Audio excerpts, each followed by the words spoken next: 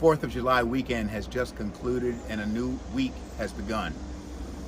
But the titanic struggles of the old world continue. The struggles to face painful truths of our racial past. The struggles to find ways to fashion a new future. The struggles for racial justice and human equality and true human reconciliation. But even in the midst of these struggles, we still face a pandemic that is worldwide. But now the United States itself is gravely threatened and affected by COVID-19. And even in the midst of all of that, we enter a season of electioneering, campaigning, a presidential election that could well be a profoundly polarizing and divisive election for our country. In this time, I remember the words of Howard Thurman, who I often go back to.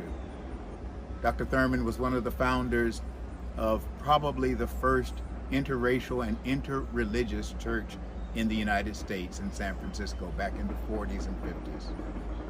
He was the author of Jesus and the Disinherited. He was one of the people who went and met Mahatma Gandhi in the 1940s and brought back his teachings of nonviolent social change that influenced an entire civil rights movement. And he was quietly, if you will, the spiritual director of many of the leaders of the civil rights movement. Whitney Young, Roy Wilkins, Martin King, many others went quietly to Howard Thurman to talk, to reflect, to pray. He wrote this in one of his meditations about times of great transition and turmoil. Look well to the growing edge. All around us, worlds are dying and new worlds are being born.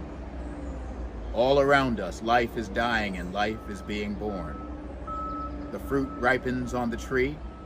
The roots are silently at work in the darkness of the earth against a time when there shall be new leaves, fresh blossoms, green fruit. Such is the growing edge. It is the extra breath from the exhausted lung. The one more thing to try when all else has failed.